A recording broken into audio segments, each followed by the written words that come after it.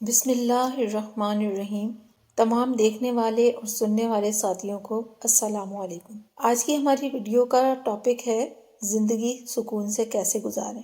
آج ہم دکھوں کا مداوع کرنے، دلوں کا اضطراب دور کرنے اور زندگی کے مسائل کو قرآن و سنت کی روشنی میں حل کرنے کے طریقے بیان کریں گے۔ ایک مسلمان اس طرح زندگی گزارے کہ خود بھی تکلیف سے بچے اور دوسروں کو بھی تکلیف سے بچائے۔ ویڈیو کو آخر تک ضرور دیکھیے گا، انشاءاللہ تعالیٰ یہ آپ کے بہت سارے مسائل حل کرنے میں مددگار ثابت ہوگی۔ جب ہم معاشرے میں رہتے ہیں تو بسا اوقات ہمیں اپنوں سے یا غیروں سے کوئی تکلیف پہنچتی ہے۔ اس کا حل 3 باتوں میں ہے۔ صبر کرے، ان تکلیفوں کو بھول جائے اور اس کو دفن کر دے، بار بار یاد دہانی نہ کرے اور اللہ تعالیٰ کے لیے معاف کر دے۔ دوسروں کی خوبیاں دیکھنے کی عادت بنائے، دوسروں کی کمیوں کو کوتاہیوں پر نگاہ نہ جمائے۔ اگر کوئی کمی سامنے آ جائے تو چشم پوشی کرے۔ اس فکر میں لگا رہے کہ میری ذات سے دوسروں کو تکلیف نہ پہنچے، میں ہر ایک کے لیے شرعی حدود کی رعایت رکھتے ہوئے راحت کا سبب بن جاؤں۔ سورہ توبہ میں اللہ تعالیٰ نے فرمایا کہ والدین کی خدمت سے بڑھ کر کوئی نفلی عبادت نہیں ہے، لیکن اگر کوئی شخص اس کی وجہ سے بیوی بچوں کے حقوق پامال کرنے لگے تو یہ گناہ ہے۔ زندگی میں کام آنے والی ان عادتوں کو اختیار کر کے اپنے رب کا قرب حاصل کرے تو کیا ہی خوب ہے۔ ایلو ستار ملائیشیا کا ایک قصبہ ہے۔ یہ 2 حصوں میں تقسیم تھا۔ شمالی حصے میں عمرہ کی کوٹھیاں اور فارم ہاؤسز تھے، جبکہ جنوبی سمت میں جھونپڑی پٹی چھوٹی چھوٹی جھونپڑیوں میں درجن درجن لوگ رہتے تھے۔ جنوبی حصے کے لوگوں کو شمال میں جانے کی اجازت نہیں تھی، کیونکہ عمرہ ان میلے کچیلے لوگوں کو اپنی سڑکوں گلیوں کے قریب برداشت نہیں کرتے تھے۔ 1925 کی ایک گرم رات ایلو ستار کے ایک غریب اسکول ماسٹر کی جھونپڑی میں ایک بچہ پیدا ہوا۔ والد کی آمدنی کم تھی اور مسائل زیادہ، چنانچہ وہ بچہ چھٹیوں میں منڈی میں کیلے بیچتا تھا۔ وہ ایک عام سا دبلا پتلا نوجوان تھا جس کی شخصیت میں کوئی کشش نہیں تھی۔ والد نے قرض لے کر اسے سنگاپور بھیجا، جہاں سے وہ طب کی تعلیم پا کر واپس آیا۔ وہ رات گئے تک مریض دیکھتا رہتا۔ 1957 میں اس نے لکھنا شروع کر دیا۔ اس کی باتوں میں عجیب طرح کی کشش اور دل ربائی تھی۔ دیکھتے ہی دیکھتے وہ عوام میں مشہور ہونے لگا اور 1964 میں اس نے الیکشن لڑا، کامیاب ہوا اور پارلیمنٹ میں جا بیٹھا۔ 1969 میں وہ الیکشن ہار گیا، پارٹی نے اسے نکال دیا۔ اس نے پارٹی سے نکل کر ایک بڑی شاندار کتاب لکھی جس نے مقبولیت کے تمام ریکارڈ توڑ دیے۔ پارٹی نے اس کی مقبولیت سے مجبور ہو کر اسے واپس لے لیا۔ 1974 میں وہ دوسری بار رکن پارلیمنٹ بنا، اسے وزیر تعلیم بنا دیا گیا۔ 4 سال بعد وہ ڈپٹی وزیر اعظم بنا اور 1981 میں وزیر اعظم۔ اسکول ماسٹر کے اس 10ویں بچے کا نام مہاتیر محمد ہے، جس نے اپنے خلوص، لگن، مسلسل جدوجہد اور اللہ تعالیٰ سے تعلق کی بنا پر 1996 میں ملائیشیا کو ایشین ٹائگر بنا دیا۔ اس کی ترقی کی سالانہ شرح 8.6 ہو گئی۔ الحمدللہ ملک میں تقریباً 100% روزگار ہوا اور غربت مکمل طور پر ختم ہو گئی۔ کتنے خوش قسمت ہیں وہ لوگ جو اپنی موجودہ خستہ حالی پر مایوس ہو کر نہیں بیٹھ جاتے، بلکہ ہر حال میں اللہ تعالیٰ کا شکر ادا کرتے ہیں، خداداد صلاحیتوں کا کھوج لگاتے ہیں، رضا الہی کے حصول کے لیے ایک منزل اور راستہ مقرر کرتے ہیں، اور آخری سانس اس سکون سے لیتے ہیں کہ وہ اپنی منزل کے قریب ہو چکے ہوتے ہیں۔ رب ان سے راضی ہوتا ہے اور وہ اس سے راضی ہوتے ہیں۔ کامیابی کا تصور اتنا فطری ہے کہ خالق کائنات نے اس سے کسی بھی انسان کو محروم نہیں رکھا۔ دنیا میں آنے والا ہر بچہ کامیابی ہی چاہتا ہے۔ وہ بھی اپنی چھوٹی چھوٹی آرزوؤں کو ناکام ہوتا دیکھ کر رو پڑتا ہے۔ جسمانی طاقت میں اضافے کے ساتھ ساتھ کامیاب بننے کی خواہش میں شدت آتی جاتی ہے۔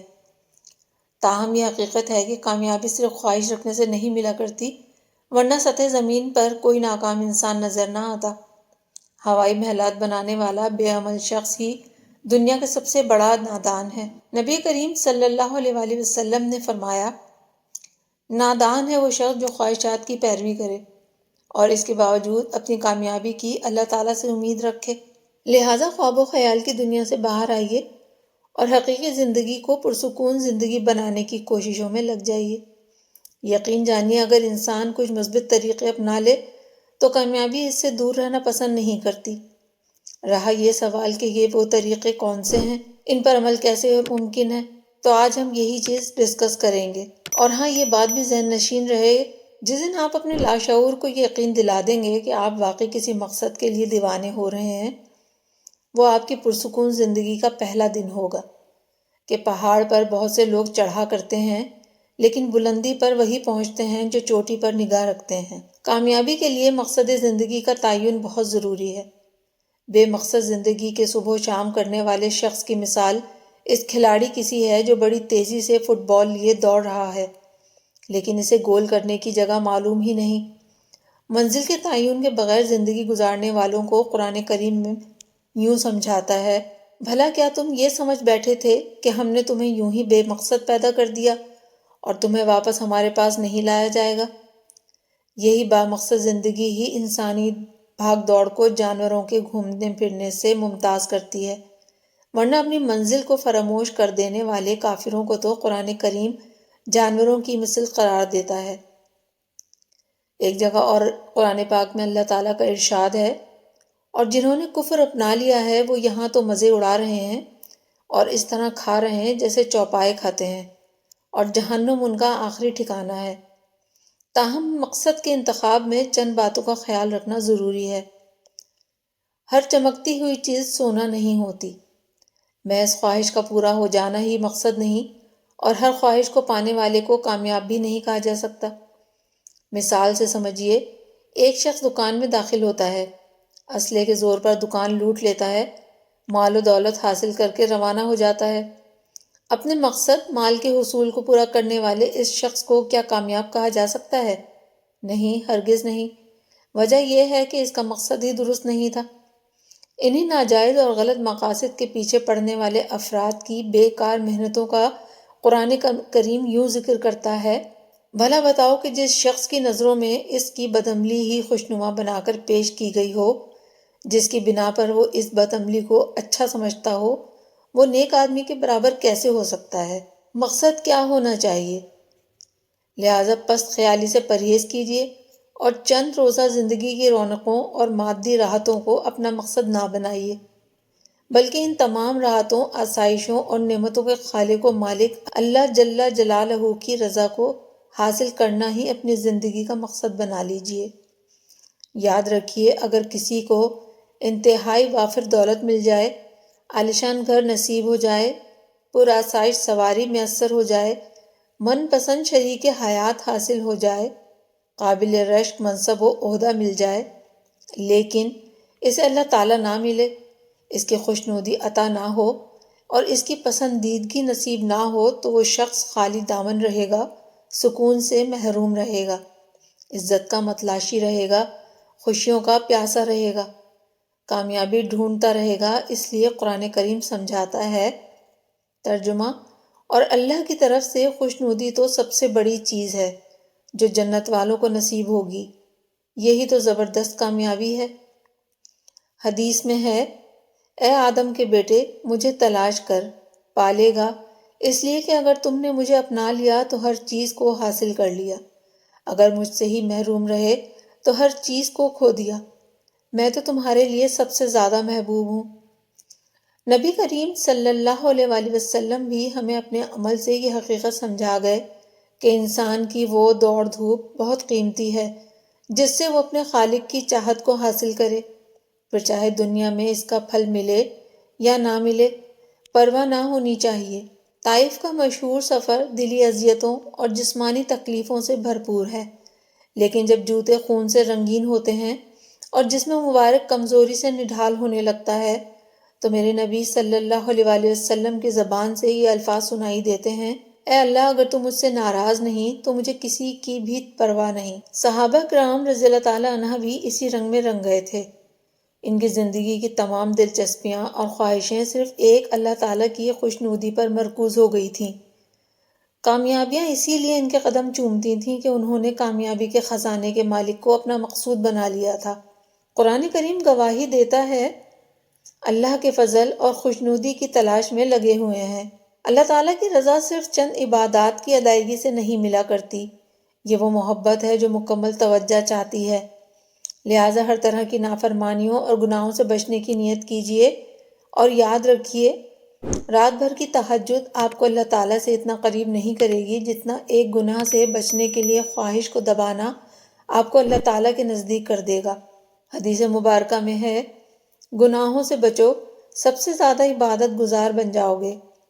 اللہ تعالیٰ نے جو بیش بہا فطری صلاحیتیں عطا فرمائی ہیں، ان کو درست سمت میں استعمال کیجیے۔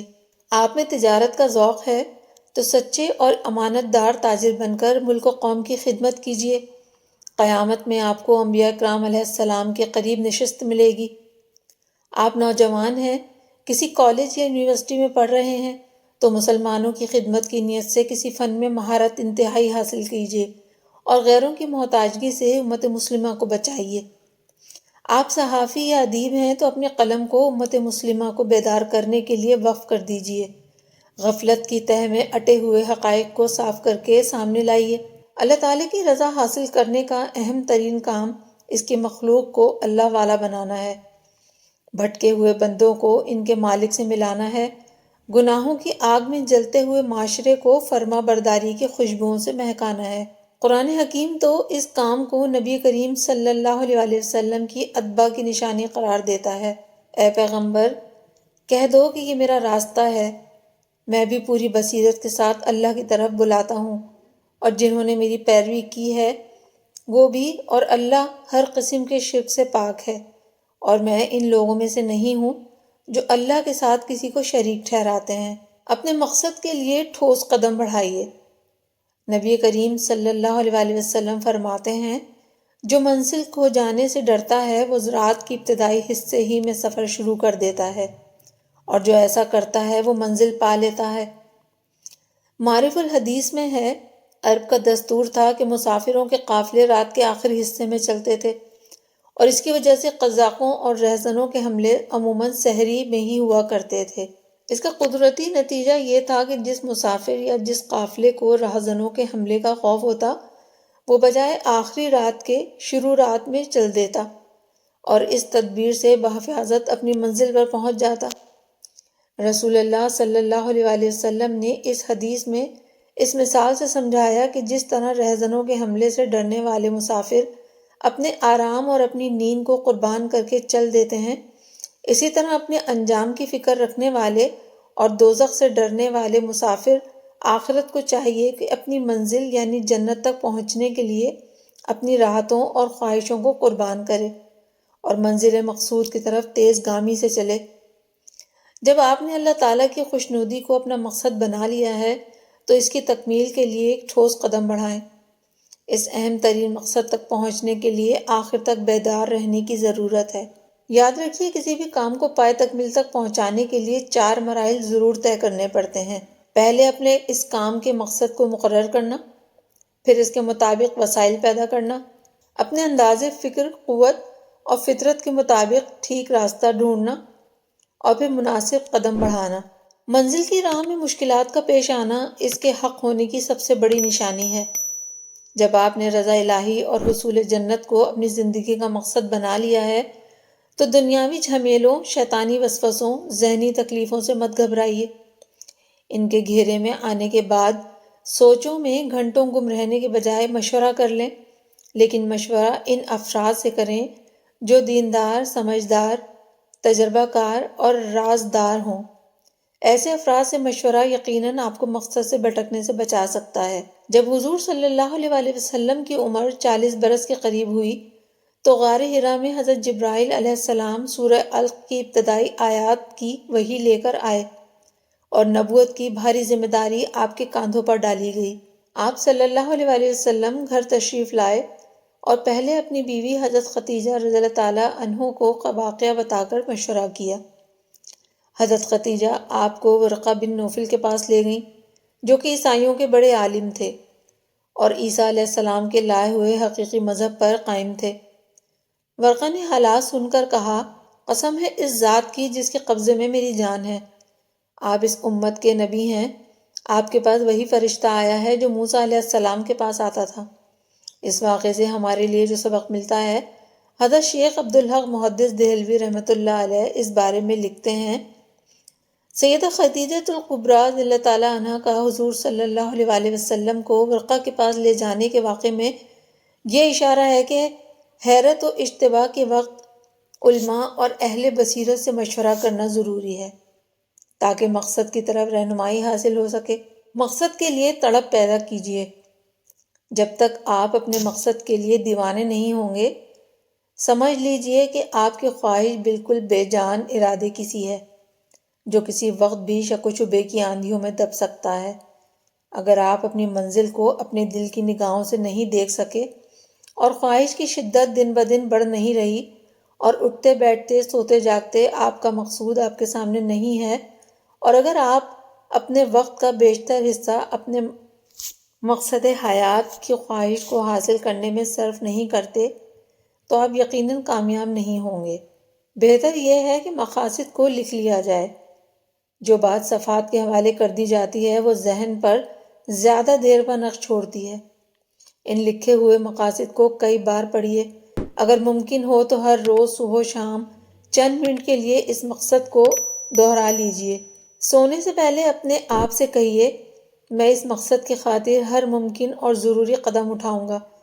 اس کے حصول کے لیے جسم و جان کی ساری قوتوں سے کام لوں گا۔